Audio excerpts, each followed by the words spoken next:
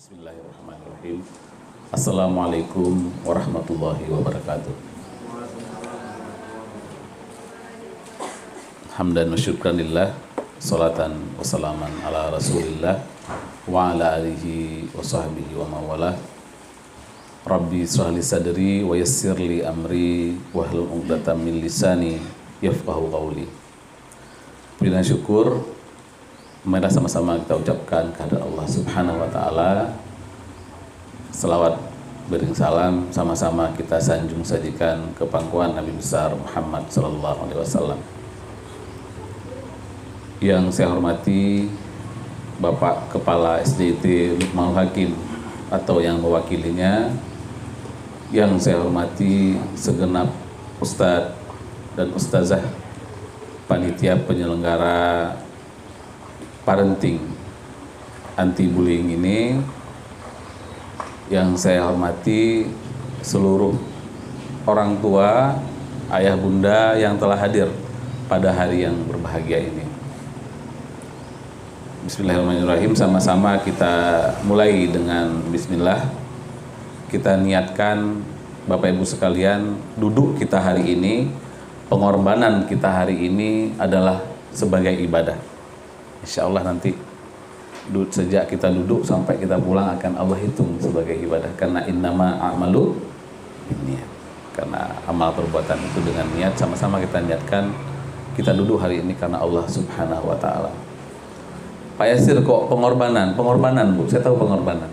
Yang sibuk di kantor Senin sampai Sabtu, hari ini menyempatkan diri, ini pengorbanan, karena harusnya hari Minggu adalah hari keluarga, hari jalan-jalan ya, hari penting untuk membina keharmonisan keluarga. Karena jalan-jalan itu penting Bu, keharmonisan itu adalah hal yang sangat penting. Dulu saya jarang menyorot masalah itu, tapi belakangan saya mulai menyadari bahwa kalau ini bapak-bapak ya Pak ya, ini bapak-bapak, kalau pingin keluarganya adem ayem, kalau pengen anak-anak kita jadi anak-anak yang baik, kunci pertamanya salah satunya adalah bahagiakan dulu ibunya. Ini saya nggak bela-bela ibu, tapi ini beneran. Karena bayangkan Pak, Bapak udah sibuk kayak manapun ya Pak ya, Bapak udah usaha kasih kajian segala macem, kasih ajaran. Tapi kalau ibu, kalau mamanya anak-anak lagi uring-uringan, itu rumah tangga rasanya seperti negara sedang darurat perang, ya kan? Masa Umi nggak mau gitu kan ya, ngobrol sama anak mungkin jadi kasar segala macam. Jadi ternyata kebahagiaan para ummahat ini ada hal yang penting dalam membina sebuah keluarga yang harmonis. Jadi hari Minggu ini adalah saatnya sebenarnya bagaimana kita bisa menyenangkan hati, kita bisa membahagiakan para umi ini. Karena tugas umi ini berat Pak, berat sekali. Saya ketika istri saya melahirkan, saya punya baby, baru saya menyadari bahwa masak itu perkara yang rumit. Dari belanja ya Pak ya, dari belanja, kemudian nyiapin bumbu ya kan Pak, ngerajang sayur, masaknya, waktunya harus pas, taruh garamnya segala macam. Masya Allah, itu sebuah pengorbanan besar, dan itu cuman bagian kecil dari yang harus dilakukan oleh istri kita. Mereka juga Pak harus siapin baju kita, Masya Allah, baju yang udah disetrika rapi, yang garisnya itu 1 garis. Kalau kita bisa juga nyetrika Pak, cuma 3 garisnya. Kalau dipakai 3 garisnya, tapi ibu-ibu bisa 1 garis. Kemudian mereka nyiapin anak-anak bekal segala macam. Masya Allah, rumit sekali tugas ibu ini.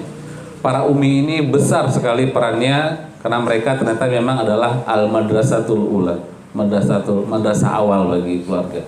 Jadi satu kuncinya Bapak Ibu sekalian adalah bagaimana caranya tugas yang berat daripada istri ini, daripada umi ini bisa dilakukan dengan senang hati. Itu aja. Tugas kita Pak, bagaimana menyenangkan para istri kita, bagaimana membahagiakan para istri-istri. Ya, makanya saya kadang tanya, Pak Yasir, nggak berniat cari 2 Pak Yasir? Apa 2? 1 aja udah pusing kepala. Ya, Satu aja kita udah pusing kepalanya gimana caranya supaya dia happy, supaya dia bahagia terus. Kenapa? Karena kebahagiaan para istri ini, para umi ini mempengaruhi kebahagiaan para anak.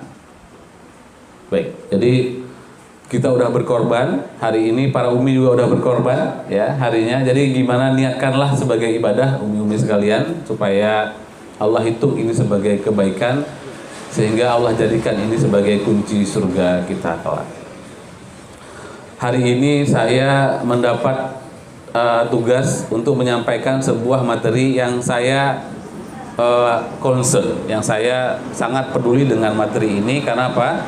Karena kebetulan di Lubangul Hakim kita mencoba membangun program ini, dan kebetulan saya juga dipercayakan di Dar Fakih Qurani untuk mulai merintis untuk memulai merintis sekolah anti bullying ini. Gimana caranya kita bisa bebas dari bullying?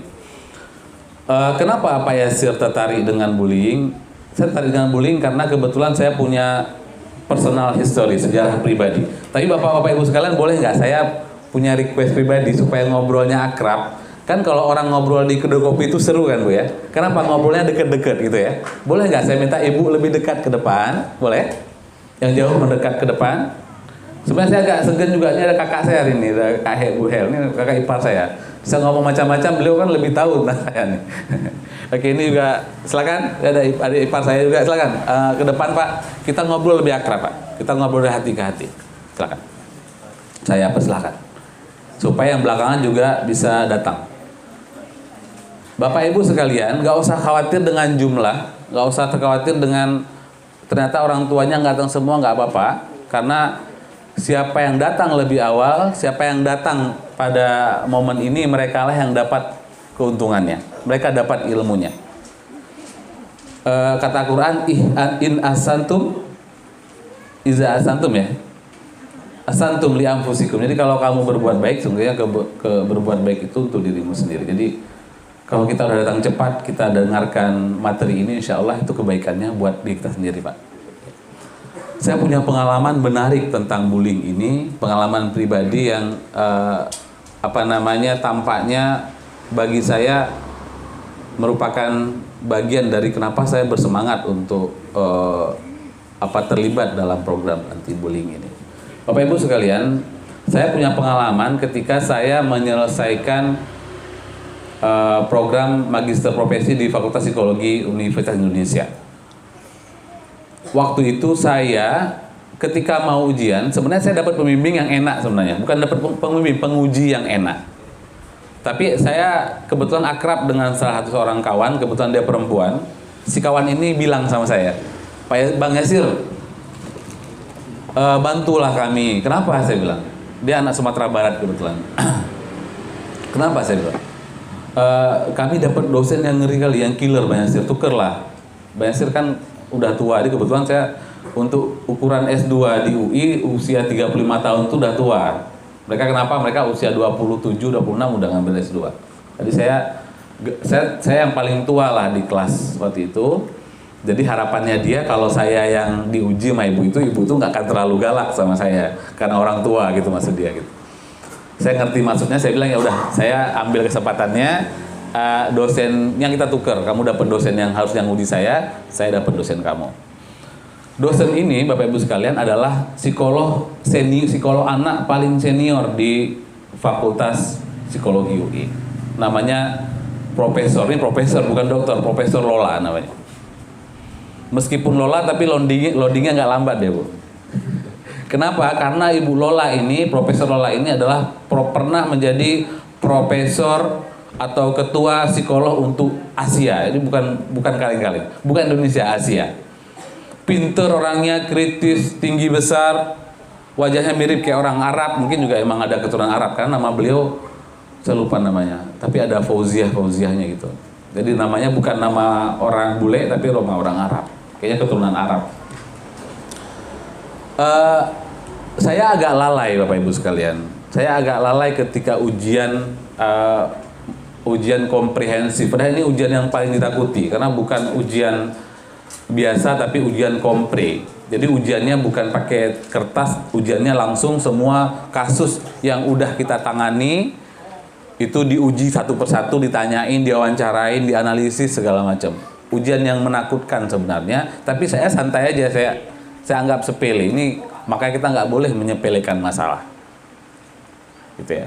Saya sepele aja Bu, santai aja baca kasus sambil ya browsing, sambil nyari bahan yang lain gitu. Sehingga ketika ujian ternyata saya pikir saya siap, rupanya saya nggak siap. Apa yang terjadi? Yang terjadi dosennya itu diketawain saya. Saya diketawain, berkas saya dibanting di depan saya kayak gitu.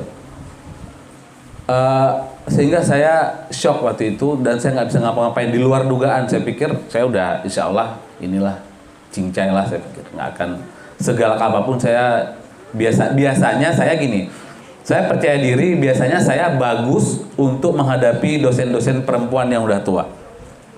Biasanya saya kalau sama ibu-ibu yang udah tua tuh biasanya hubungan saya bagus. Kenapa? Saya secara psikologis dekat sama mama saya Bu, Pak. Karena saya tahu betul cara menghadapi orang tua gitu. Jadi biasanya tuh lancar aja kalau berhadapan sama orang tua. Tapi ternyata kali ini enggak. Karena apa? Profesor Lola ini adalah orang yang sangat kritis. Jadi berkas saya dibanting, saya diketawain, kata-katanya juga kasar gitu keluar. Sehingga saya shock waktu itu, saya nggak bisa ngapa-ngapain. Harusnya saya lulus hari itu juga, Masya Allah. Itu hari lulus itu. Yang paling menyakitkan, anak dan istri saya, kebetulan istri saya lagi ambil S2 juga, lagi dapet beasiswa bareng-bareng waktu itu. Dia nunggu saya di bawah sama anak saya, gitu kan. Harusnya saya lulus hari itu. Teman-teman saya udah nunggu saya untuk ngucapin selamat, karena saya udah lulus kalau lulus komplit itu. Tingkat terakhir kita ujian skripsi, tesis. Ternyata di luar dugaan hari itu saya disuruh nggak ngulang semuanya, tapi saya harus nambah satu kasus. Cuman nambah satu kasus, bukan yang macam-macam. Tapi bagi saya kemudian saya selama seminggu setelah itu kayaknya gini, kayak mau teriak, mau nangis tapi nggak bisa. Mau teriak ganjel gini, tapi mau dikeluarin nggak bisa gitu. Jadi kayak nyumbat gitu, kayak kalau baca itu akhirnya nggak bisa sama sekali. Saya mau kerjain, saya pegang laptop aja udah nggak bisa lagi. Kenapa? Saya kebayang wajah si dosen perempuan tadi di profesor saya, sehingga saya kayak benci gitu sama si dosen itu. Belakangan saya baru sadar bahwa ternyata dari semua dosen saya yang paling penting bagi saya ternyata beliau. Belakangan tapi baru nyadarnya. Kadang Bu, kita baru sadar orang itu baik, orang itu hebat ketika orang itu udah nggak ada lagi. You don't know what you got till it's gone, kata bahasa Inggris. Kadang-kadang orang-orang hebat itu baru tahu ketika dia udah nggak ada lagi. Jadi ketika waktu itu saya nggak tahu dia tuh hebat. Ternyata apa Bu? Dia galak sama saya karena dia nggak mau lulusan dari fakultas psikologi itu psikolognya nggak bermutu. Dia nggak mau. Dia mau yang lulus dari situ tuh betul-betul udah kompeten, betul-betul udah oke. Apa yang terjadi Bu? Saya disuruh hafal. Ini agak-agak gila sebenarnya. Disuruh hafal buku DSM, Diagnostik Statistik Manual. Tebalnya Bu segini nih bukunya.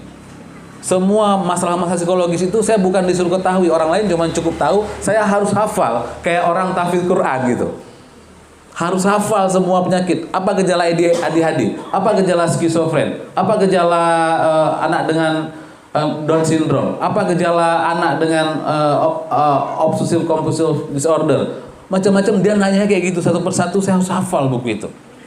Saya pikir ini udah gila kali saya harus hafal buku ini sebesar ini. Sehingga apa, saya hampir depresi waktu itu. Ketika saya sedang mengalami mental breakdown seperti itu, rupanya pembimbing saya ngelihat ini ada yang salah nih sama saya. Kenapa? Karena hukumannya nggak berat-berat amat sebenarnya. Belajarnya emang berat, tapi saya cuma nambah satu kasus. Nggak ada masalah apapun. Lantas digali, ternyata apa?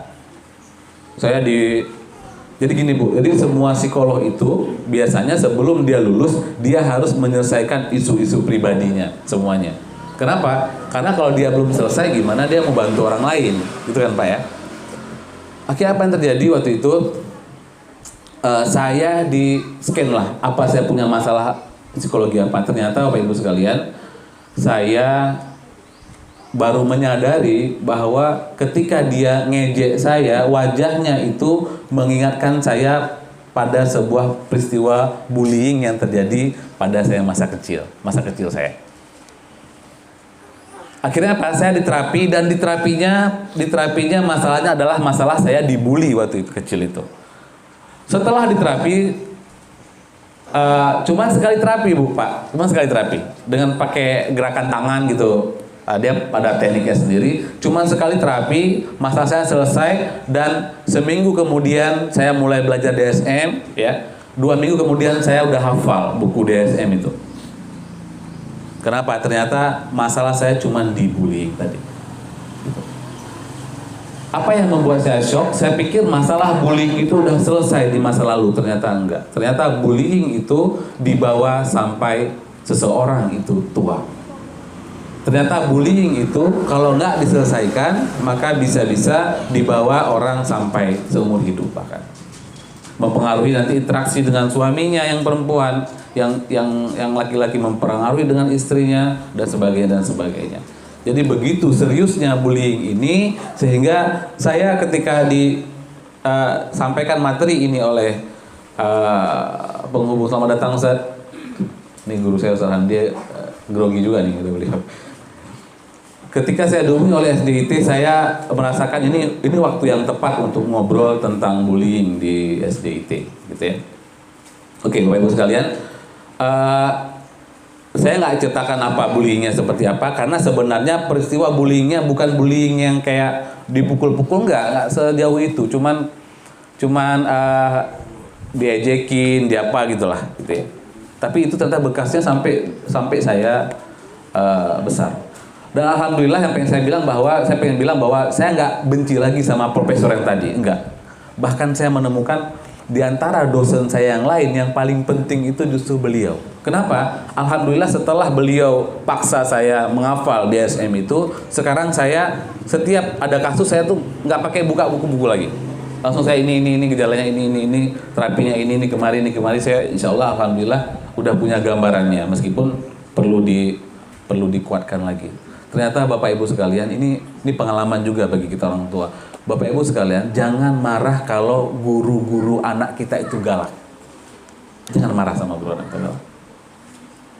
Jangan marah kalau guru-guru anak kita itu kadang-kadang nge-push anak kita to the limit. Kenapa? Kadang-kadang guru-guru yang nge-push anak kita sampai batas maksimalnya adalah orang-orang yang paling ingin anak kita berhasil. Dan jangan sampai kita meninggikan anak kita lebih tinggi daripada gurunya. Kenapa Bapak Ibu sekalian? Karena air nggak akan bisa mengalir ke tempat yang lebih tinggi. Kalau diri kita datang ke sekolah, kita marahin gurunya, kita posisikan kita lebih tinggi daripada gurunya, maka ilmu itu nggak akan ngalir ke anak kita. Kenapa? Karena ilmu ibarat air, dia akan mengalir ke tempat yang lebih rendah. Jangan tinggikan diri kita di hadapan guru kita. Kenapa? Karena ilmu mereka tidak akan mengalir kepada kita. Kata Imam Syafi'i, kalau gurunya nggak rida sama muridnya, maka ilmunya tak akan berkah. Maka upayakan gimana caranya anak kita itu, guru kita itu rida betul sama anak kita. Gimana caranya?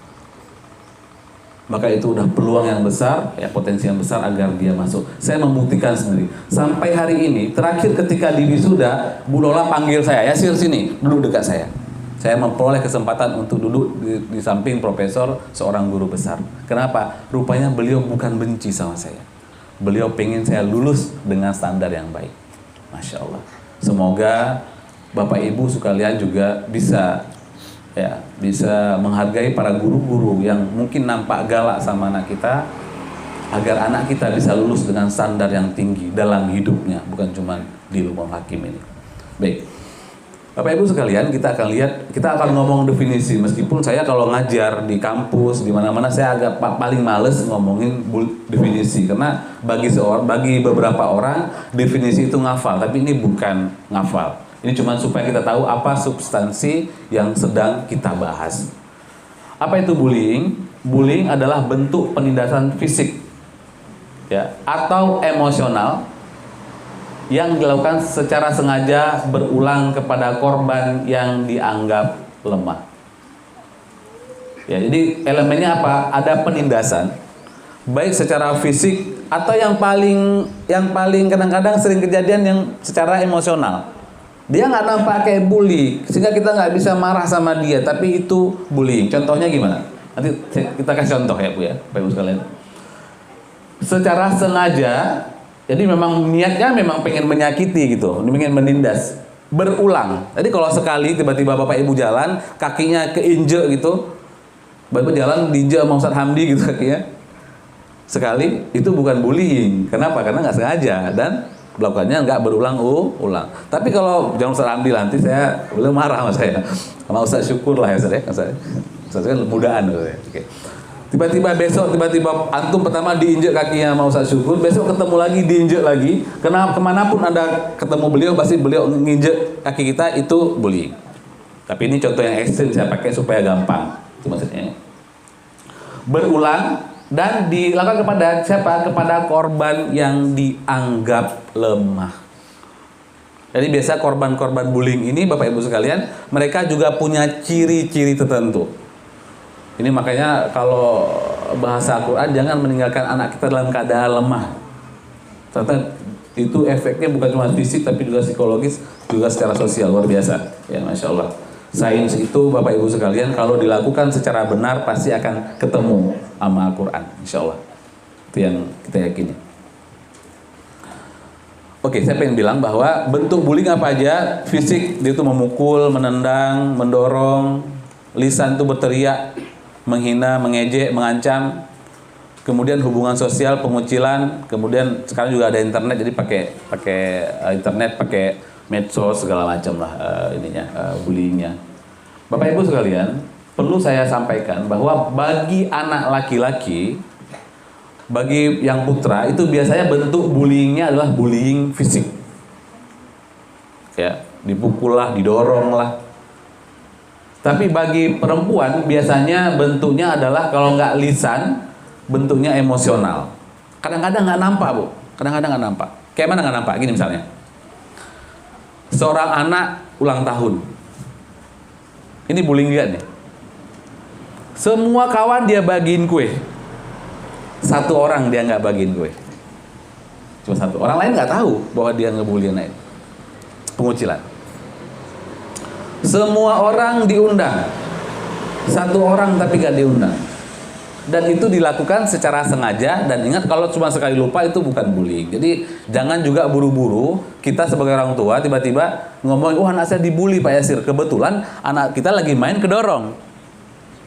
Entar dulu, gurunya bisa nanya nih, Ustaz Syukur bisa nanya, itu dilakukan dengan sengaja dan berulang kali nggak? Kalau dilakukan dengan nggak sengaja dan cuma sekali, itu bukan bullying. Gitu. Jadi untuk menangkisnya, untuk mendefinisikannya hari ini kita definisikan bahwa pertama disengaja, yang kedua dilakukan berulang kali. Itu ininya.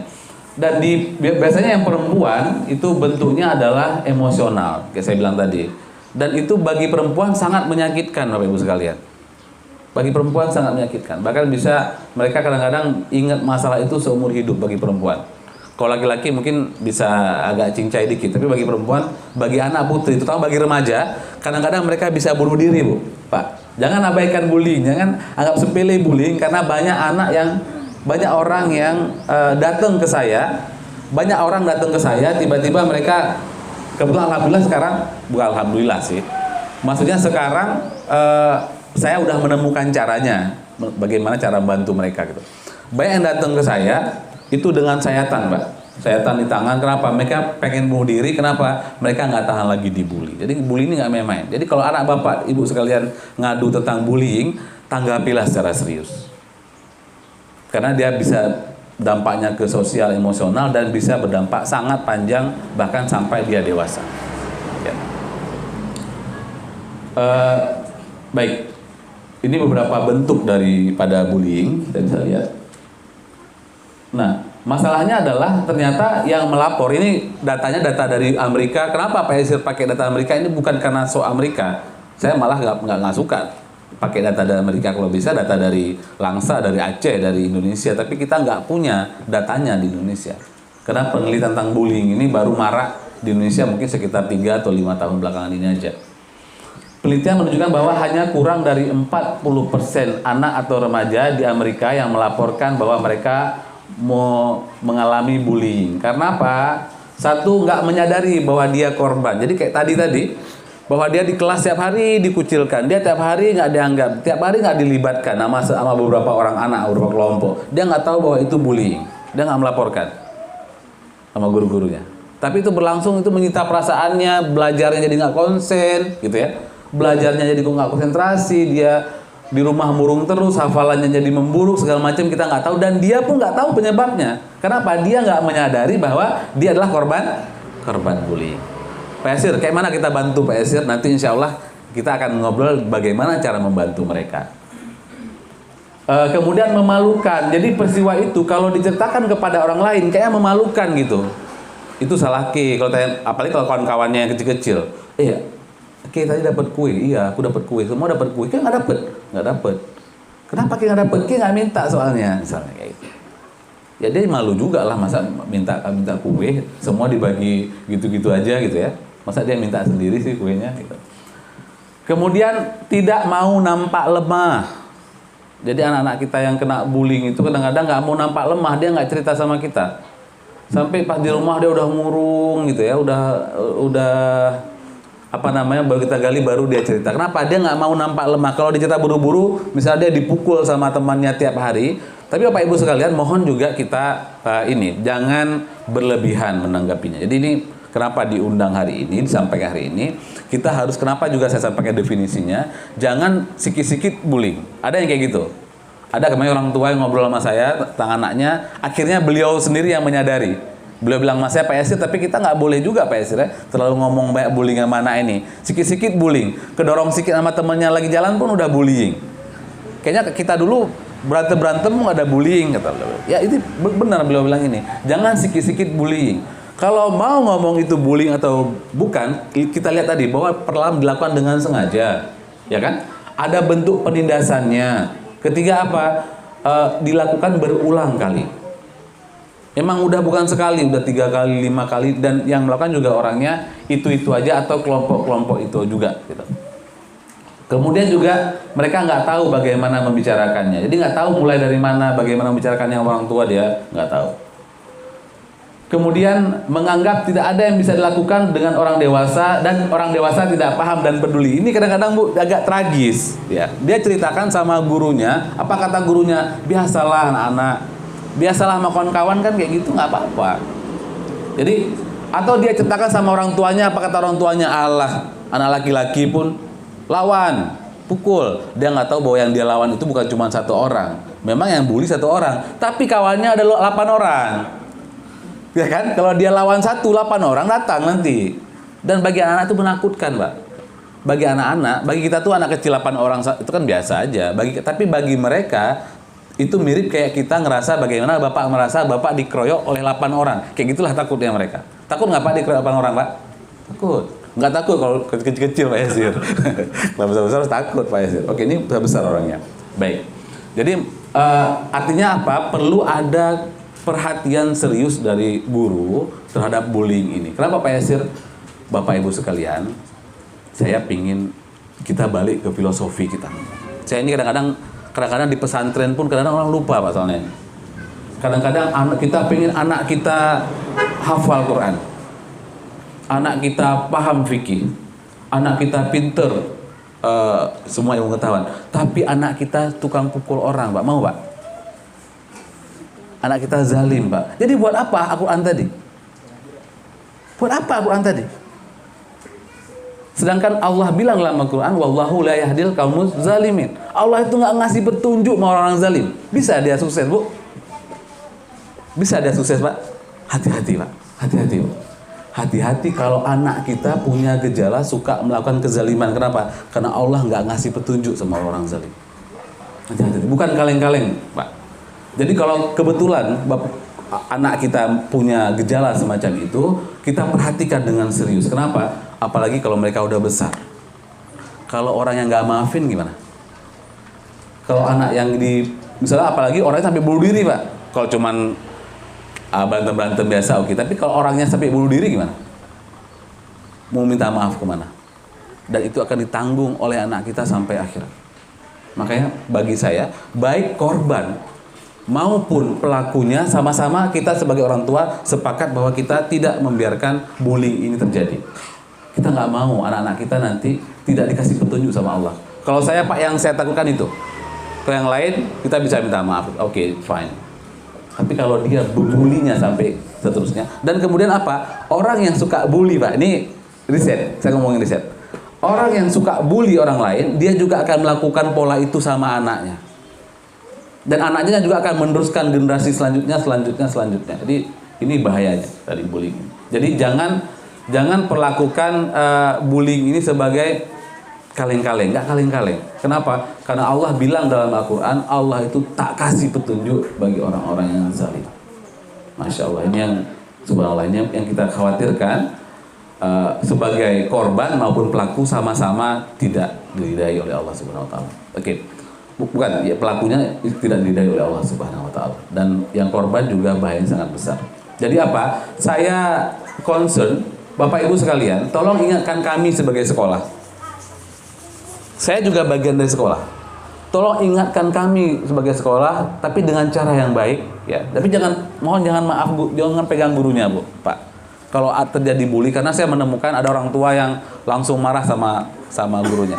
Saya mohon tolong datanglah ke Ustaz Hamdi, datanglah ke saya, ceritakan kalau orang anaknya mengalami bullying. Insya Allah kami akan menangani dengan sungguh-sungguh. Dan kebetulan Pak, saya diminta oleh Ustaz Hamdi untuk ngantor di Luqmanul Hakim ini sebulan 2 kali. Jadi kalau Bapak Ibu punya anak korban bullying, silakan daftar ke Ustaz Hamdi, nanti didaftarkan ke saya, insya Allah akan kita terapi anaknya, insya Allah sampai sembuh. Insya Allah Pak ya, sembuh itu urusan Allah, tapi kita punya fasilitas. Kita pengen SDIT Luqmanul Hakim ini punya fasilitas kesehatan mentalnya yang orang nggak punya. Supaya apa? Kita ingin membesarkan generasi penghafal Quran yang juga bebas mentalnya, sehat mentalnya, dan mereka bukan cuma hafal Quran, tapi mereka juga punya akhlak-akhlak yang mulia. Insya Allah kelak. Meskipun Pak itu proses mimpi besar, tapi hasilnya itu urusan Allah. Kita upayakan. Maka kami butuh sekali masukan yang sehat dari Bapak Ibu sekalian jika ada hal-hal yang masih lemah dari pendidikan kami. Oke Bapak Ibu sekalian, kadang-kadang kita nggak tahu anak kita korban bullying. Apa aja gejalanya, kita akan lihat gejalanya. Pertama, biasanya Bapak Ibu sekalian, anak-anak korban bullying ini, apalagi anak perempuan, anak kecil, itu adanya kerusakan atau kehilangan barang yang nggak diketahui penyebabnya. Tasnya tiba-tiba robek, ya Pak ya. Bajunya tiba-tiba koyak, gitu ya. Atau tiba-tiba kecoret bajunya. Kemudian barangnya sering hilang, tapi ini balik lagi, bukan cuma sekali 2 kali, sering kejadian. Tiba-tiba pulpennya patah, pensil yang dia sukai hadiah ulang tahunnya tiba-tiba patah. Dia nggak bilang, tapi ibu perlu, kalau kejadiannya berulang kali, Bapak Ibu perlu waspada. Ini apa penyebabnya? Apa penyebabnya? Ya, paling kalau udah dibarengi dengan anak nampak murung. Kemudian ada bekas cakaran atau memar, jadi ada nampak tuh wajahnya dicakar, ada bekas kuku. Kemudian ada biru-biru badannya gitu. Ini buat remaja, biasanya ini udah ke arah remaja. Kalau tadi anak-anak, ini udah remaja. Kemudian kehilangan teman, udah nggak punya teman lagi. Bapak Ibu sekalian, kalau kita orang dewasa, biasanya kan tema hidup kita, hal yang paling menyakitkan bagi kita adalah masalah anak, gitu ya, masalah keluarga atau masalah pekerjaan. 3 hal itu. Tapi bagi remaja dan anak-anak, hal yang paling menyakitkan apa? Kehilangan teman. Apalagi remaja. Bagi remaja Pak, Bu, teman itu lebih penting dibandingkan orang tuanya kadang-kadang. Maka kita harus deket-deket sama anak. Makanya Bapak Ibu deket sama anak Pak sekarang Pak. Makanya Pak bawa anak ke masjid sekarang Pak. Gitu ya.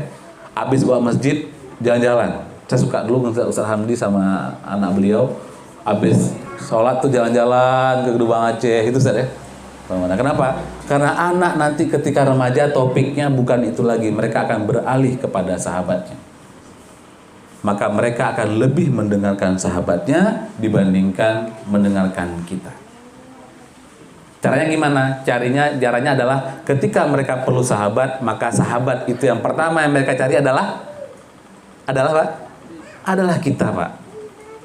Jadilah sahabat mereka ketika remaja. Cuman ini nggak bisa sporadis, nggak bisa gitu aja, harus dibangun sejak awal. Kita akan membicarakan nanti bagaimana cara menjadi sahabat mereka. Kemudian ada menolak interaksi dengan teman sebaya, tiba-tiba nggak mau sekolah lagi karena nggak mau ketemu kawan-kawan. Kemudian emosi sedih, depresi atau kesepian dan cemas, nampak sedih, murung wajahnya, gitu ya. Biasanya mereka ini udah nampak gejalanya. Dan jangan diabaikan ketika mereka cerita, jangan diabaikan. Penurunan prestasi akademis. Terus yang terakhir yang paling bahaya adalah pikiran bunuh diri. Bapak Ibu sekalian, orang-orang yang udah ngomong bunuh diri, jangan pernah menganggap sepele orang yang udah ngomong saya udah nggak hidup, pengen hidup lagi. Kenapa? Pikiran bunuh diri itu adalah gejala tingkat berat daripada depresi. Orang itu kalau udah ngomong bunuh diri berarti apa? Berarti dia udah ngalami depresi tingkat lanjut, tingkat advance. Jadi kalau anak kita udah ngomong dia takut bunuh diri, Bapak Ibu sekalian, jangan malu-malu, silakan nanti kontak guru BK kami ya. Insya Allah akan kita wawancarai, akan kita terapi, kita lihat apa bebannya, jangan sampai kejadian beneran. Karena di negara-negara maju banyak remaja yang bunuh diri. Jepang, kita lihat kan kayaknya keren gitu, orang Jepang tuh keren-keren, bersih-bersih. Tapi Jepang dan Singapura, satu lagi Singapura, adalah negara dengan tingkat bunuh diri paling tinggi di dunia. Jepang Pak sampai punya hutan Pak. Jepang itu punya sebuah hutan itu dipakai khusus untuk orang bunuh diri. Serem ya Bu ya? Tapi mereka punya. Kenapa? Beban hidupnya terlalu besar. Kita nggak mau kayak gitu. Kita ingin anak-anak kita pinter, anak-anak kita akhlaknya bagus, hafal Quran, tapi mereka happy hidupnya. Kenapa Pak? Karena anak-anak yang happy itu otaknya berkembang dengan baik. Oke, lanjut. Ini yang saya bilang tadi Pak, yang Bapak Ibu perlu ketahui bahwa ingatan tentang bully itu menetap sampai dewasa. Korban bully merasa kurang pede dan mengalami masalah depresi. Jadi orang yang dibully dan nggak selesai masalah bullyingnya sampai dewasa biasanya gampang kena depresi. Kenapa? Dia gampang putus asa, gampang merasa nggak berdaya. Pak Yasir, apa yang dialami oleh orang depresi Pak Yasir? Orang depresi Bu, Bapak Ibu sekalian, mereka mengalami perasaan nggak berdaya. Dunia ini udah nggak penting lagi, nggak bermanfaat. Aku nggak bisa melakukan apapun lagi. Dan itu dekat kaitannya dengan depresi. Oke, gimana terapinya? Bapak Ibu sekalian, saya akan share bahkan bagaimana terapinya bahkan. Gini, dulu saya cuman sanggup terapi korbannya. Cuman korbannya Bu, saya sanggup terapi. Gitu ya, pendekatan, segala macam. Tapi belakangan saya menemukan saya bisa terapi orang pelakunya juga rupanya. Dan Alhamdulillah beberapa kasus bisa selesai dengan baik. Caranya gimana Pak Yasir? Cuma ada caranya Bu, cuma ada caranya. Dan caranya ini Masya Allah luar biasa.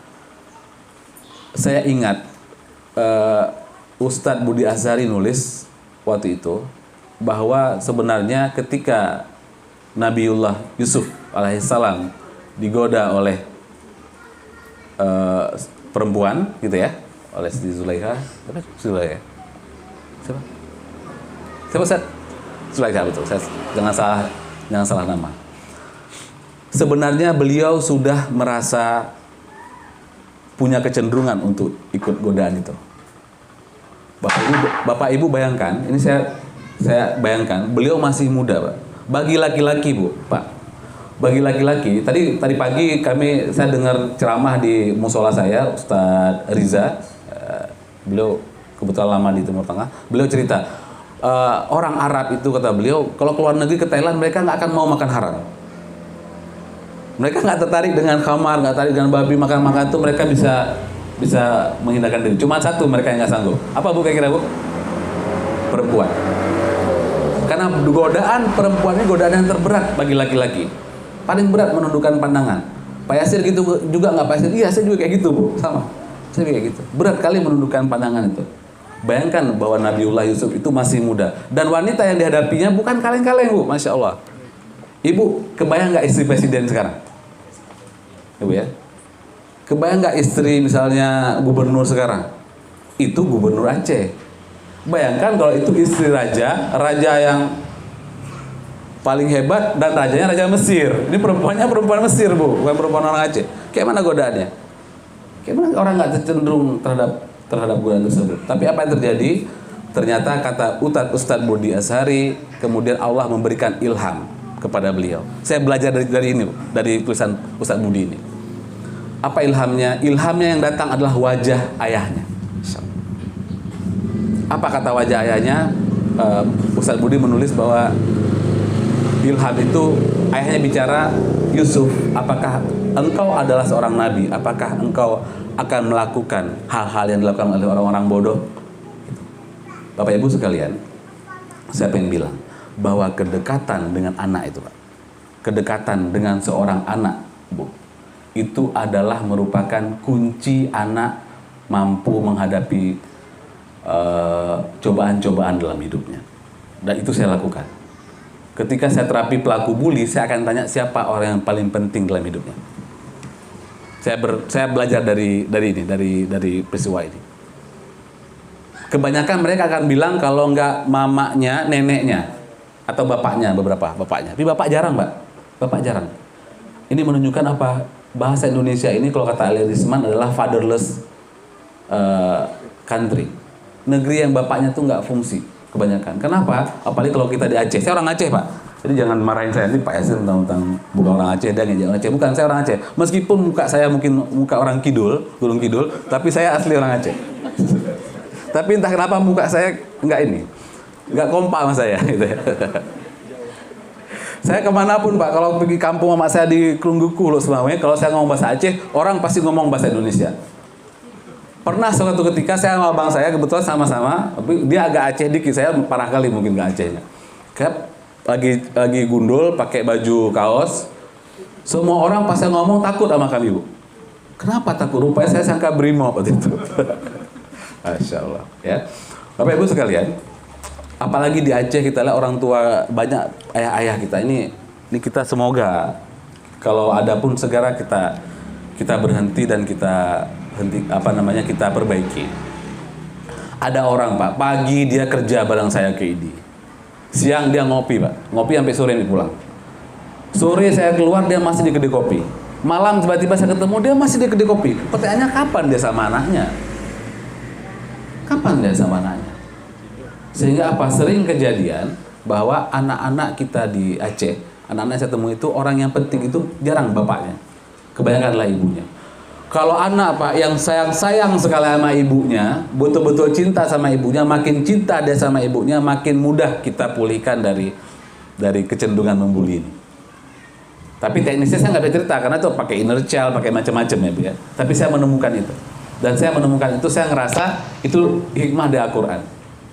Bahwa kalau pengen terapi anak, kita temukan siapa orang yang dicintai. Repotnya gimana, Pak? Repotnya kalau dia nggak punya orang yang dicintai. Repotnya adalah ternyata orang tuanya juga pelaku bully. Nah, ini akan kita bicarakan hari ini. Repotnya rupanya apa? Dia belajar bully dari orang tuanya. Insya Allah. Itu ya. Dia belajar bully dari orang tuanya. Nah, ini yang berbahaya. Latar belakang pelaku bullying. Nah, ini kita lihat. Pertama, punya masalah keluarga. Banyak dari anak-anak bullying ini, Bapak Ibu sekalian, ini adalah anak-anak yang, mohon maaf, berasal dari keluarga broken home.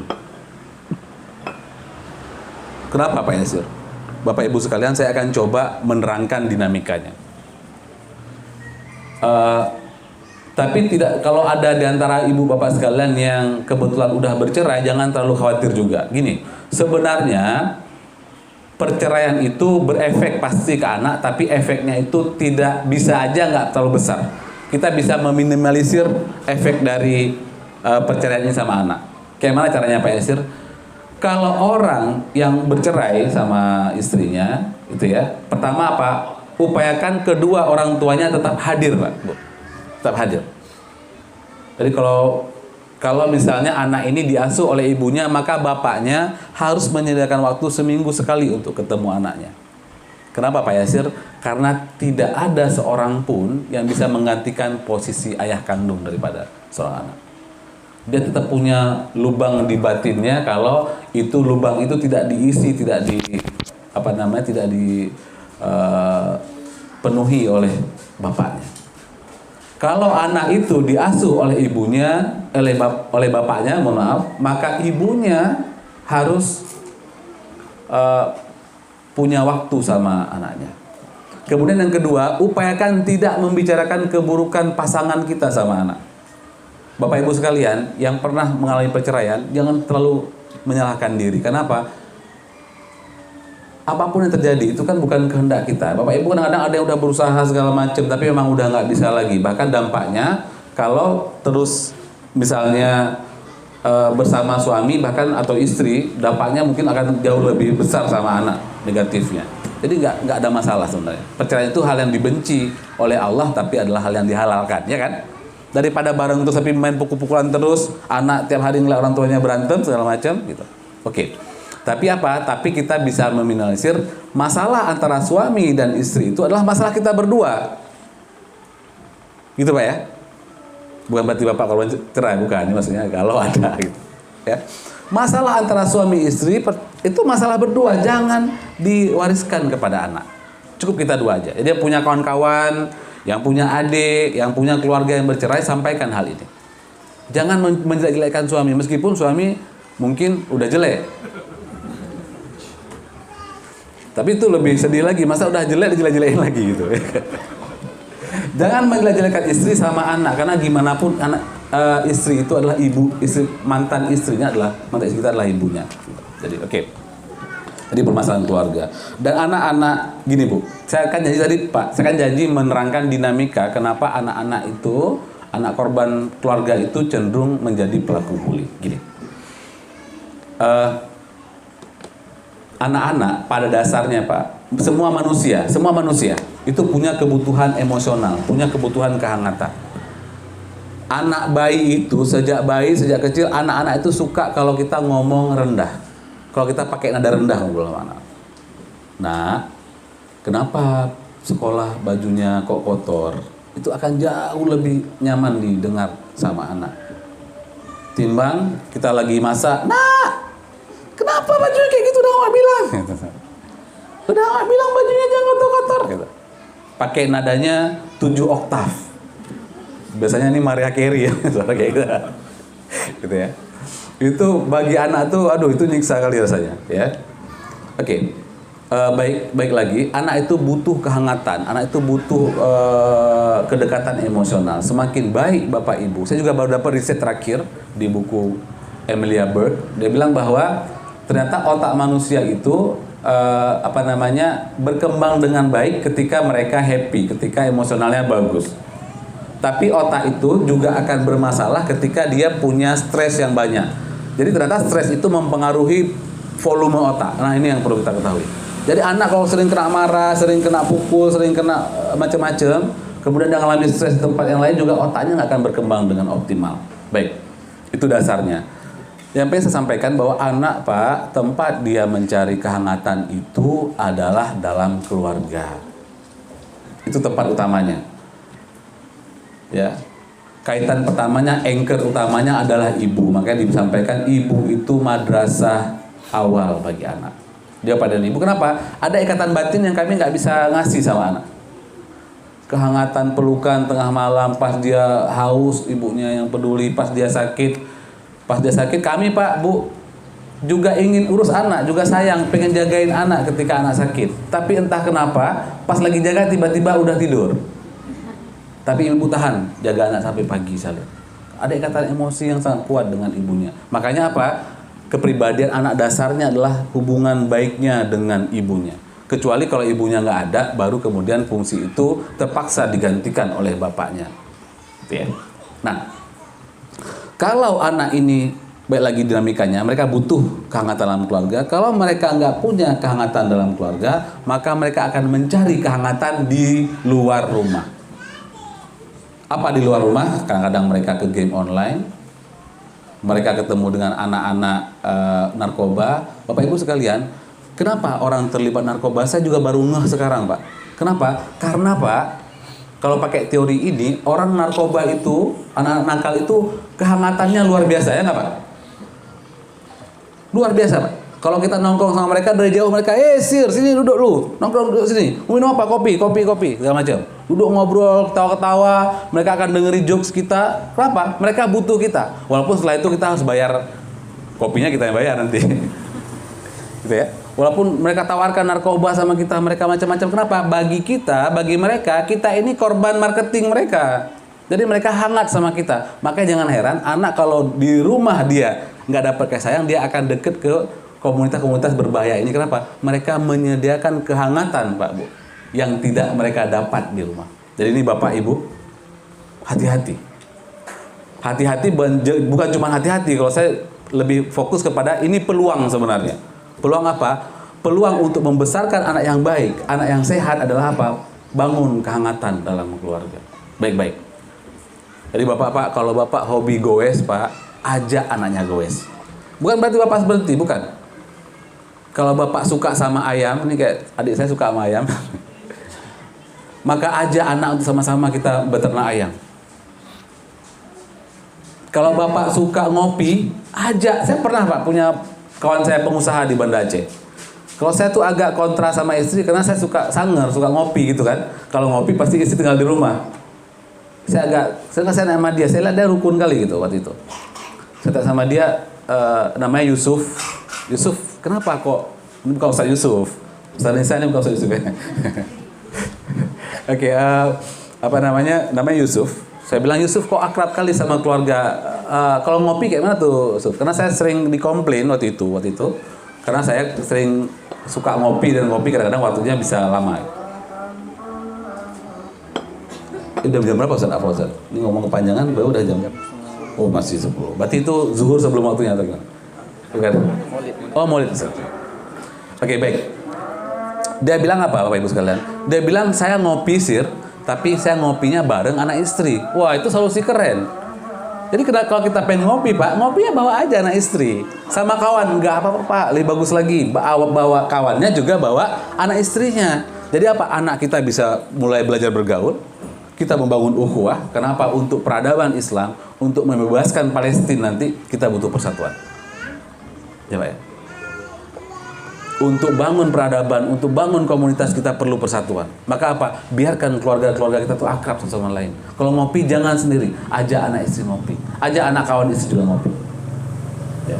Kadang-kadang kita yang traktir, kadang-kadang dia yang traktir. Tapi kalau bisa sering dia yang traktir. Oke.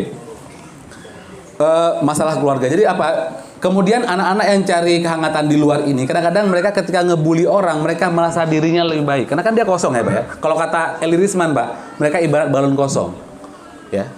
Apa akhirnya mereka dapat cari penghargaan ketika ngebully orang, ketika merasa merendahkan orang, apa yang terjadi? Mereka merasa diri mereka lebih baik daripada anak itu. Cuman itu yang dicari, Pak. Cuma rasa hangat itu, pengakuan. Atau kadang-kadang kalau yang bos-bos, ketika dia ngebully yang lainnya, dia ketua geng. Dia merasa hebat di luar dan kehebatan itu nggak peroleh di dalam. Tapi sebenarnya gimana? Sebenarnya kalau orang tua itu bisa memberikan perasaan berharga pada anak, ya. Kalau anak itu memperoleh kehangatan di rumah, mereka nggak perlu jadi pembuli. Dan biasanya anak-anak yang punya hubungan yang baik sama orang tuanya, insya Allah jauh lebih mudah diterapi dibanding anak-anak yang tidak dekat dengan orang tuanya. Kemudian yang kedua, nah ini juga berbahaya. Kadang-kadang pernah menjadi korban. Ini yang terjadi di STPDN, terjadi di Gontor baru-baru ini, di tempat-tempat institusi pendidikan, sehingga kita harus cut rantainya dari sekarang kalau terjadi di lembaga kita. Apa yang terjadi? Anak pernah jadi korban. Dulu pas kelas 1, Ustadz, pas kelas 1 Pak, dia digituin sama seniornya. Gitu ya, ditendang, di macam-macam. Waktu itu di STPDN pas tahun berapa? Sekarang saya nggak tahu karena saya nggak pernah di STPDN. Saya nggak keterima di STPDN. Dan nggak pernah daftar juga gitu, emang nggak cocok. Kayak tampaknya nggak cocok di STPDN emang. Oke.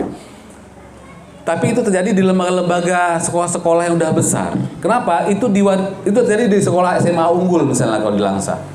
Dulu yang melakukannya senior digitu membuli adik-adiknya. Ketika dia kelas 2, dia mulai bully adiknya yang kelas 1. Ketika dia kelas 3, maka perilaku bully itu mendarah daging sama dia. Lanjut, generasi selanjutnya juga melakukan itu. Melakukan itu berputar seperti lingkaran setan. Akhirnya kita tahu bahwa semua pelaku-pelaku bullying itu ternyata dulunya adalah korban bullying. Nah, inilah yang harus selesaikan. Maka inilah yang harus diperbaiki. Ini harus yang kita entaskan. Kemudian juga anak dengan rasa iri. Jadi iri kadang-kadang, contohnya gimana? misalnya ada anak yang punya barang-barang tertentu yang anak lain nggak punya, dia jadi iri terus dia pengen ngebully kawannya. Jadi ini juga bagi orang tua, kita orang tua kalau bisa jangan terlalu ngasih hal-hal yang terlalu menonjol sama anak kita. Misalnya dia pakai jam yang harganya, mohon maaf, 2,5 juta, 3 juta, sebenarnya atau anak lain nggak punya barang-barang kayak gitu. Kenapa? Bisa menimbulkan perasaan iri anak lain. Gitu. Jadi kita pun harus hati-hati sama anak kita supaya jangan jadi korban iri. Kemudian kurang empati. Ada juga Pak, pelaku anti bullying ini memang bermasalah. Bapak pernah dengar kasus psikopat nggak Pak? Bu, pernah Bu ya? Apa yang bikin orang psikopat? Orang Pak jadi psikopat itu karena apa? Karena mereka nggak punya rasa bersalah. Jadi dia lucu, dia kalau ngebunuh orang mukanya sama kayak baca koran. Jadi nggak ada, saya kemarin agak shock kemarin, saya terapi seorang anak korban pelecehan oleh bapak tirinya. Tapi yang agak menakutkan bagi saya adalah ketika saya terapi dia nangis, tapi dia tampil tersenyum nangisnya.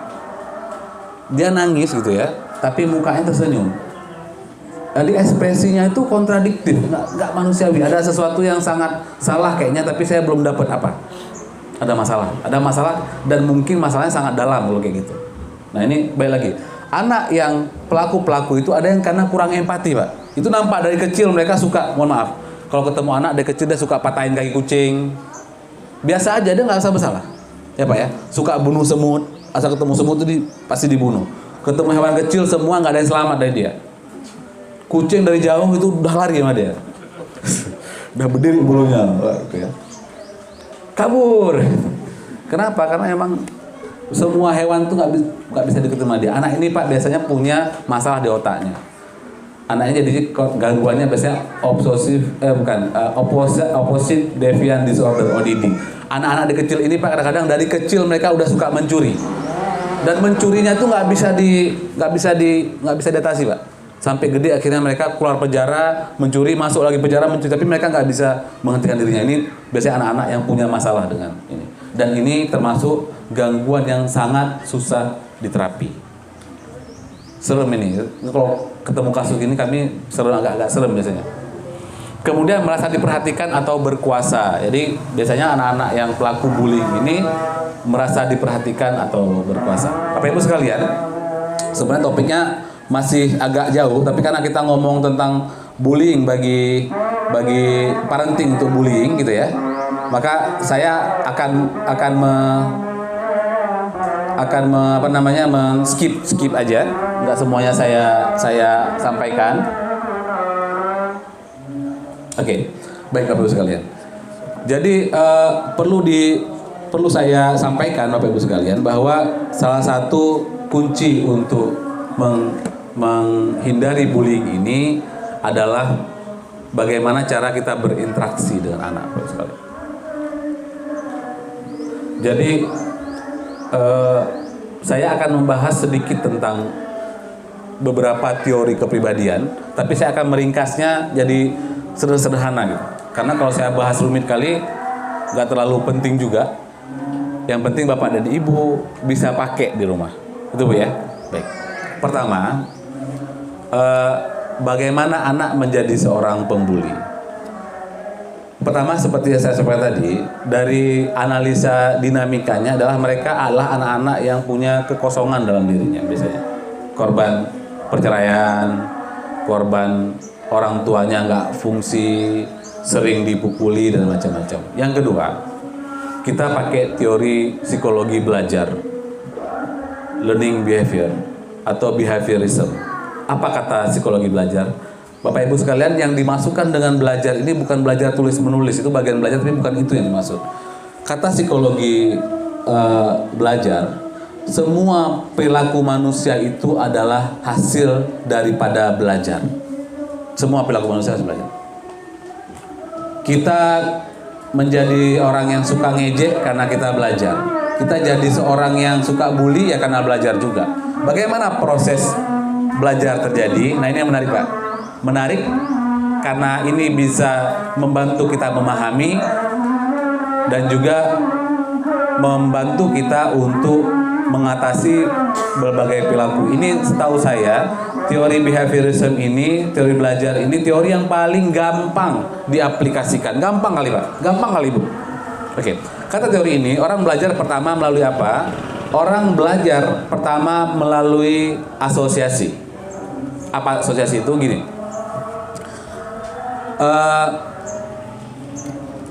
kalau Bapak suatu ketika punya kawan, gitu ya, kawan dan dia suka pakai parfum tertentu, merek tertentu, gitu ya. Ketemu kawan itu, pertama parfumnya biasa aja. Kebetulan kawan itu adalah orang yang mohon maaf suka ngomong nggak enak sama kita.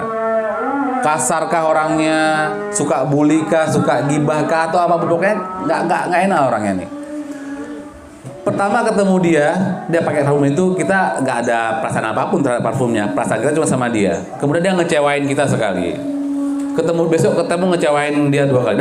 Dia pakai parfum terus nih. Parfum orangnya kecewa, parfum orangnya kecewa, gitu ya. Parfum orangnya kecewa. Lama-lama Bu, tiba-tiba lama-lama lewatlah orang dengan pakai parfum itu, tiba-tiba kita masa kecewa, gitu ya. Sama Pak, ketika kami dulu pas masih remaja, kalau suka sama orang, kadang-kadang nggak lihat orangnya, lihat atap rumahnya pun nggak boleh. Asosiasi. Bani dia Pak ya? Ada gitu Pak? Oke. Jadi ini asosiasi. Apa kaitannya? Kaitannya gini Pak. Kaitannya adalah misalnya anak ke sekolah, sekolah dibully. Anak ke sekolah, sekolah dibully. Lama-lama apa? Pas lihat pintu gerbang aja dia udah pulang. Kenapa? Karena sekolah terasosiasi dengan pertama bully itu, pertama orang belajar melalui asosiasi. Gitu juga Pak, kalau kita pengen, misalnya gini, kita pengen anak itu betah dalam kamarnya, maka dalam kamar itu asosiasikan dengan hal yang menyenangkan. Misalnya Pak, kamar bersih gitu ya. Kamar bersih. Akhirnya apa? Ketika anak ingat kamarnya, ia ingat lingkungan yang bersih dan nyaman. Misalnya. Jadi ini bisa dipakai di rumah. Sama Pak, ketika kita ingin bangun image sama orang. Bapak ingin image apa sama orang? Bapak marketing, Bapak pengen pasarkan produk apa, pengen apa, maka pasangkan produk itu dengan sesuatu hal yang menyenangkan. Lama-lama, ketika mereka ingat produk itu, mereka akan senang. Gitu ya. Sampai ke marketing. Orang marketing pakai ini. Psikologi, ada psikologinya Pak. Psikologi namanya perilaku konsumen. Oke, yang kedua, orang belajar melalui konsekuensi. Nah, ini Pak, orang belajar melalui konsekuensi. Apa konsekuensi? Biasanya ada hukumnya, hukum perilaku. Kita bikin simple juga Pak. Cuman maulidnya agak ganggu Pak ya. Nggak Pak. Anggap aja itu memberkahi hari ini. Anggap itu hiburan bagi kita ya. Oke. Orang belajar melalui konsekuensi. Kalau kita melakukan sesuatu dan konsekuensinya positif, maka perilaku itu cenderung diulangi lagi. Bapak ada masalah, Bapak telepon seorang kawan. Jangan kawan, istri. Bapak punya masalah, Bapak curhat ke ibu. Bapak punya masalah, curhat ke ibu. Dan setiap curhat, Bapak itu selalu responnya ibu pas ngedengerinnya. Langsung berhenti masak, langsung duduk. Kayak mana Bang ceritanya, dengerin gitu. Kira-kira nyaman nggak Pak? Nyaman nggak Pak? Dan nggak perlu disalahin. Nyaman ya Pak ya? Maka besok kira-kira Bapak akan curhat lagi sama ibu nggak? Curhat. Kenapa? Karena hasilnya menyenangkan. Jadi ibu nih rahasia juga Bu ya, kayak mana supaya bikin suami betah di rumah. Konsekuensinya menyenangkan. Ini jangan sampai ya. Saya cerita juga sama kelas kemarin. Pas Bapak pulang, Bapak lagi kesel dongkol gitu kan, ibu lagi masak. Dek, abang mau cerita nih, abang lagi dongkol. Alah abang, dongkol sekalipun sibuk. Kita tiap hari dongkol. Ikan dongkol nih masanya kan. Itu kira-kira Bapak akan curhat lagi ke kita nggak Bu? Lantas mereka akan cari curhat siapa Bu? Kawannya Bu, yang bikin lain kawannya ya. Maka kalau sebuah perilaku itu positif, cenderung akan diulangi. Sama perilaku bullying ini. Kalau ketika anak dia melakukan bullying, kemudian tanpa sengaja kita reward, tanpa sengaja kita ngasih penghargaan sama dia. Misalnya istri kita marah, bang, kayak mana nih si anak kita mukul orang? Alah, anak laki-laki itu biasa ya kan, biasa kan anak laki-laki itu emang harus lebih jantan gitu. Maka apa? Percaya bu, dia akan bully lagi. Kenapa? Karena perilakunya di reward oleh orang tuanya. Cocok pak? Cocok. Cocok bu? Cocok. Maka apa? Jangan pernah kasih reward terhadap kezaliman apapun yang disampaikan anak kita. Cabut, bahkan cabut, kalau bisa cabut privilege-nya. Hukum selanjutnya adalah, dan perilaku itu cenderung melemah kalau konsekuensinya negatif atau nggak ada konsekuensi. Jadi kalau dia melakukan itu, nak, kamu udah mukul anak orang, kamu udah robek buku anak orang, maka selama seminggu ini konsekuensinya tanggung jawab kamu adalah kamu nggak dapat uang jajan. Kasih konsekuensi yang negatif. Jangan bangun konsekuensi positif, Pak. Jangan malah dipuji kalau anak melakukan kezaliman apapun. Kenapa? Karena itu akan tumbuh dan berakar dalam diri mereka. Yang kedua, gampang ya Pak ya teorinya ya Bu ya. Jadi mulai sekarang Bu, kalau Ibu pengen bangun apapun yang positif sama anak, maka perhatikan konsekuensinya. Pengen anaknya belajar, lihat konsekuensinya. Yang paling bagus adalah apa? Yang paling bagus adalah konsekuensinya itu berupa apa? Udah nggak berupa barang lagi. Berupanya apa? Berupa pelukan, berupa pujian, berupa jalan-jalan, itu paling bagus rewardnya. Tapi biasanya kalau anak masih kecil, mereka tuh nggak mempan dengan kayak gitu. Mereka butuh kayak stiker. Jadi Pak, kalau kasih konsekuensi jangan mahal-mahal Pak. Konsekuensi itu, hadiah itu berupa yang murah-murah. Semakin murah semakin bagus. Misalnya apa? Nah, kalau kamu bisa hafal 1 juz, insya Allah kita ke kolam renang. Padahal sebenarnya dia nggak hafal pun kita akan ke kolam renang. Anak-anak nggak tahu. Dia akan mengkaitkan kolam renang itu dengan prestasinya. Pelan-pelan. Nanti kalau dia udah dewasa, ketika udah besar, kita puji aja, kita senyum aja, kita peluk aja udah cukup. Jadi konsekuensinya kalau bisa jangan berupa barang-barang mahal. Kenapa Pak Hesir? Karena kalau kita kasih konsekuensi berupa barang-barang mahal, kelak dia nggak akan mempan lagi dengan barang-barang murah. Kalau tiba-tiba gara-gara hafal 1 juz dia dapat handphone iPhone, sedangkan kita aja pakai Xiaomi. Xiaomi pun Xiaomi ayam. Ya. Oke, baik. Kalau bisa yang ini aja. Dan kalau kezaliman jangan di reward, jangan dipuji, jangan di ini. Kalau bisa Bapak dan Ibu tampilkan bahwa Ibu nggak suka sama kezaliman. Kenapa? Itu akan membekas. Dan kita khawatir apa? Allah itu tak akan kasih petunjuk sama anak kita Pak. Bukan apa-apa. Yang paling saya khawatirkan lah anak itu tak kasih petunjuk sama anak kita kalau mereka berbuat zalim. Apalagi kalau mereka biasa aja sama kezaliman itu. Nah itu berbahaya. Kalau mereka happy-happy aja, udah zalimin orang mereka nggak merasa bersalah. Itu masalah besar. Baik kalau mereka melakukannya kepada semua orang dan mereka akan mempertanggungjawabkannya nanti di hari akhirat. Oke, baik. Yang ketiga ini menarik, Pak. Bapak Ibu saya minta perhatiannya untuk yang ketiga ini. Yang ketiga kata psikologi belajar, orang belajar melalui pengamatan. Melalui apa, Bu? Melalui? Saya nanya 3 kali karena saya lihat Ibu udah mulai ngantuk belakang. Maksudnya gitu. Oke, baik, melalui pengamatan.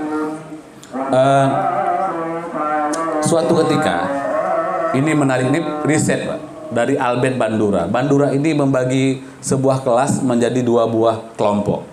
Kelompok pertama, anak-anak disuruh nonton film animasi, film flora fauna lah gitu. Setelah nonton film, kemudian mereka dikasih sebuah palu dan boneka, gitu ya Bu ya. Kelompok yang kedua Pak, anak-anak nonton film orang mukulin boneka. Ini boneka yang dipukulin. Karena nggak boleh kan pukul orang. Boneka. Apa yang terjadi? Kelompok yang pertama, ketika selesai film, mereka rame-rame ngerumunin boneka, tapi cuma kepo aja, cuma pengen tahu aja nih boneka. Oke. Sedangkan kelompok yang kedua, Bapak Ibu bisa tebak apa yang mereka lakukan? Kira-kira? Betul, Bu. Ibu ikut kelihatan itu nggak? Kok tahu? Oke, canda. Bercanda supaya Ibu bangun ya Bu ya, dengan ngantuk soalnya.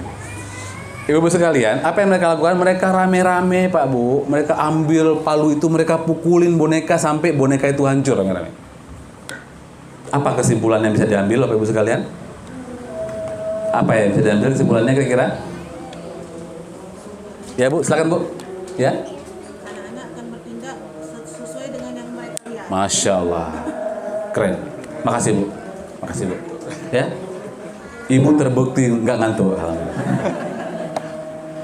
Ternyata Bapak Ibu sekalian, anak-anak itu belajar melalui apa yang mereka amati. Dan kadang-kadang mereka menyerapnya persis seperti kanebo menyerap air, sangat kuat serapannya. Dan yang paling mengerikan Bapak Ibu sekalian, kalau kita ngasih yang negatif tiap hari, mereka nyerap. Misalnya gini, mohon maaf.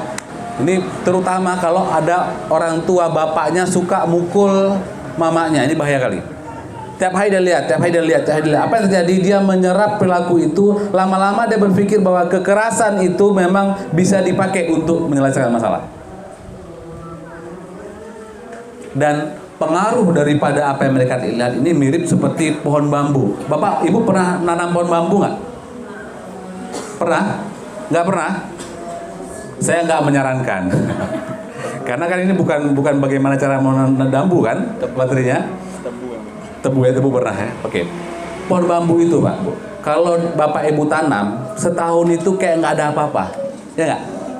Sama anak-anak itu ketika mereka melihat perilaku kita menghina orang, kita gibah sama orang, kita ngomong kasar sama orang, mereka nggak ngomong apa, mereka lihat.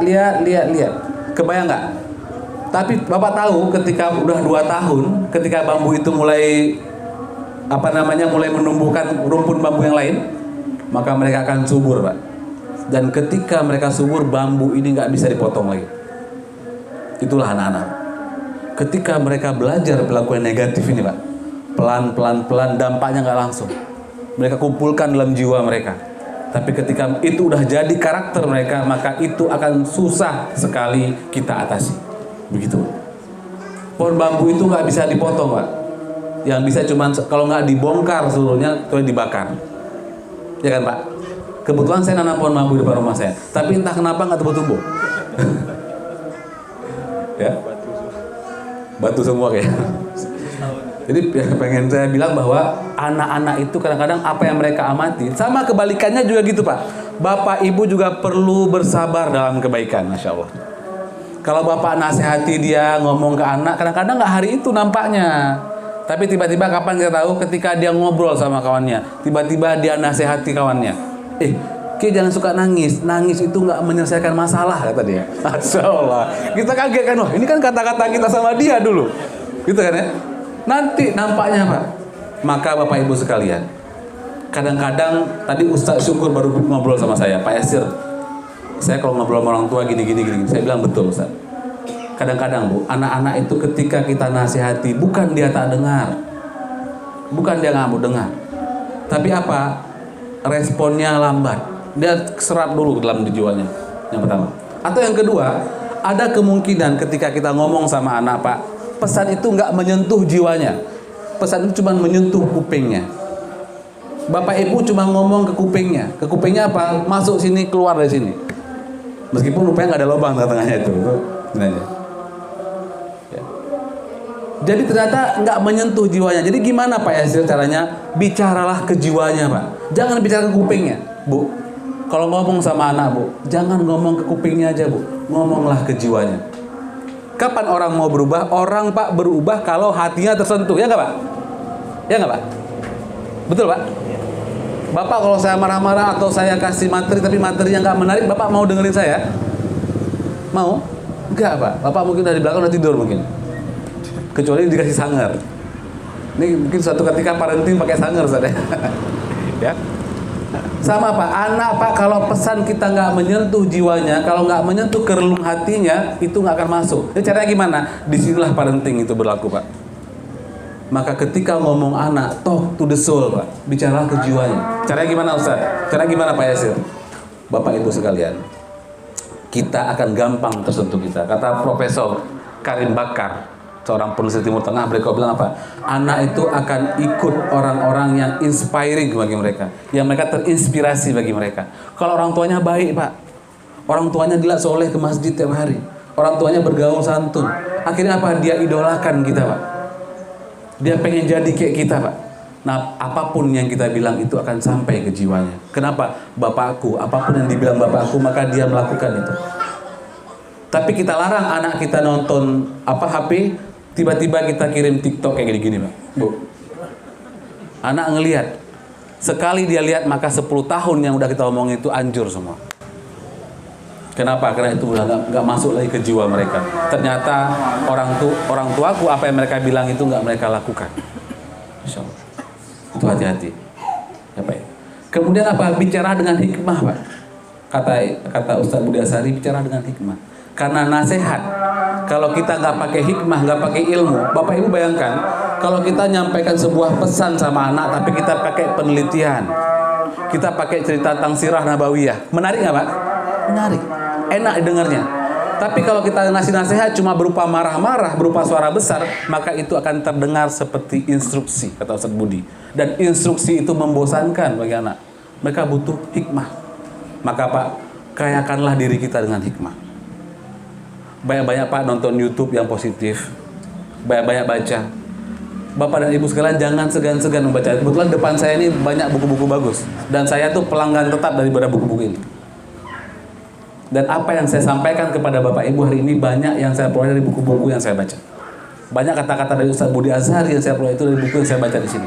Maka Bapak Ibu jangan segan-segan untuk invest, untuk beli buku. Nggak mesti di sini Pak, karena saya nggak ada tujuannya untuk marketing buku sini. Ya. Mau di luar, terserah Bapak Ibu sekalian. Tapi apa? Jangan segan-segan untuk invest diri kita untuk mencari hikmah ini. Karena apa? Harganya cuma 50.000 tapi dampaknya 10 tahun, dampaknya seumur hidup bagi anak. Sebuah kata-kata itu dampaknya sangat besar. Tapi apa? Cara masukinnya Pak. Masukin itu jangan membosankan, jangan pakai suara keras. Kalau bisa Pak sambil naik sepeda gitu kan, sambil naik kereta pulang sholat, sampaikan satu pesan. Satu pesan aja Pak, satu pesan. Sehari berapa waktu Pak? 5 kali 365 berarti setahun dia punya berapa pesan Pak? Itu yang saya bilang. Kalau pesan-pesan berat, sampaikan juga pada momen yang berat. Ada peristiwa besar, ajak dia mancing Pak, modal sikit ke Kuala Langsa. Atau modal sikit pakai ibu. Pas saya mancing sambil ikan cerita Pak, kita cerita berbagai pengalaman kita, Masya Allah, dia bonding sama kita, dia belajar karakter dari kita. Tapi apa Pak? Hikmah Pak. Kita harus punya hikmah. Luqman itu ketika dia menasihati kepada anaknya, ngasih nasihat kepada anaknya, cek dalam Al-Quran, itu pakai hikmah. Maka kita pun perlu hikmah, kita perlu pengetahuan. Kita perlu pengetahuan yang luas untuk ngomong ke anak. Ikut kajian-kajian Pak, jangan segan-segan ikut kajian subuh. Kenapa? Kadang-kadang Pak, seorang ustadz ngomong, satu orang ahli ilmu ngomong, dia itu bisa ngomong 100 buah buku. Kadang-kadang. Dan kita cuma perlu 1 jam. 1 jam kita duduk samping dia. Makanya beda kali kalau orang-orang yang suka ikut seminar. Beda kali orang-orang yang suka. Bapak misalnya tiap hari wajibkan diri Bapak untuk nonton YouTube. Sehari 1 aja video dari Ustadz Budi Asari misalnya. 1 hari 1 YouTube. 1 hari cuma 1 YouTube, setengah jam, 1 jam. Kali 365 berarti setahun Bapak ikut kajian beliau 365 kali. Dan itu Bapak akan lihat insya Allah dalam 2 bulan aja Bapak akan lihat perubahan besar dalam diri kita. Jadi hikmah ini Pak, tuntutlah, carilah ilmu dimanapun. Ya, hikmah itu kata ulama adalah sesuatu yang barang hilang punya Muslim, punya orang Islam. Hikmah itu punya orang Islam. Maka ambillah hikmah dan jangan pedulikan dari mana dia berasal. Bahkan setahu saya ada hadis itu Pak, ada hadis yang tentang sebuah hikmah yang hikmah itu dari setan sebenarnya, tapi disuruh pakai Rasulullah. Tentang hadis tentang apa Pak Yasir? Hadis tentang ayat kursi. Bahwa ada sebuah hadis tentang kalau kamu baca ayat kursi maka setan gak akan mengganggumu dari pagi. Itu yang ngajarkan setan langsung kepada Abu Hurairah. Rasulullah bilang apa? Rasulullah bilang kata-katanya benar, tapi yang ngomong kepada kamu itu pembohong. Yang ngomong itu setan. Tapi karena dia bilang benar, maka ambil aja, gak apa-apa. Dan kita gak perlu picik, kita perlu open mind untuk menyerap ilmu ini. Jangan picik mentang-mentang kita nggak suka orangnya, kita nggak ambil ilmunya, mentang-mentang kita kajiannya bukan kajian kita nggak mengikut. Itu pandangan yang picik. Mentang-mentang dia kelompok A, kelompok B, kita nggak ikut, itu pandangan yang picik. Kita terbuka pikiran kita sehingga kita bisa ambil hikmah dan tanpa melihat dari mana dia berasal. Oke, Bapak Ibu sekalian, balik lagi. Jadi banyak teori belajar bahwa anak yang ketiga belajar melalui apa yang mereka lihat. Jadi kalau bisa tampilkanlah perilaku di rumah itu perilaku-perilaku yang baik, perilaku-perilaku yang penuh persahabatan, perilaku-perilaku yang penuh kasih sayang. Sehingga apa? Anak akan belajar perilaku-perilaku ini. Mungkin Bapak Ibu sekalian, perilaku-perilaku itu gak langsung nampak pada mereka. Pelaku-pelaku itu akan nampak beberapa tahun kemudian. Pelaku itu akan nampak ketika kapan? Ketika mereka berumah tangga nanti. Ketika mereka mengasuh anak-anaknya. Ketika mereka membesarkan anak cucu kita nanti. Gitu ya. Oke. Baik Bapak Ibu sekalian, itu beberapa hal yang bisa dilakukan. Jadi saya simpulkan sedikit bahwa para pelaku bullying ini biasanya berasal dari keluarga-keluarga yang tidak berfungsi dengan baik. Apakah ada yang orang tua yang nggak berperan, keluarga yang suka terjadi cekcokan dalam keluarga, ya. Perceraian gimana Pak ya? Perceraian kadang tergantung. Perceraian kalau orang tuanya bagus hubungannya biasanya nggak apa-apa. Jadi jangan terlalu khawatir dengan anak-anak yang perceraian. Tapi justru interaksi itu. Kemudian bagaimana cara membangun anak-anak yang tidak suka melakukan bullying? Saya pakai sebuah teori aja, Bapak Ibu sekalian. Dua teori sebenarnya. Yang pertama teori yang saya sampaikan tadi itu teori psikoanalisa. Tapi itu sederhana aja bahwa anak itu kehangatan di luar. Jadi sediakanlah kehangatan sebaik mungkin di rumah. Yang kedua apa? Ajarkan anak untuk mencintai orang lain. Dengan cara apa? Dengan cara asosiasi. Dengan cara mengatur konsekuensi. Dan ketiga dengan cara apa? Dengan cara menunjukkan suri teladan yang baik bagi anak. Sehingga jiwa mereka akan diisi dengan hal-hal yang baik, dengan hal yang positif yang insya Allah akan mempengaruhi kepribadian mereka di masa yang akan datang. Saya mohon maaf jika ada kata-kata yang kurang berkenan. Semua kesalahan itu adalah milik saya. Semua kebaikan itu datangnya dari Allah Subhanahu wa taala. Saya akhiri dengan wabillahi taufiq wal hidayah. Wassalamualaikum warahmatullahi wabarakatuh.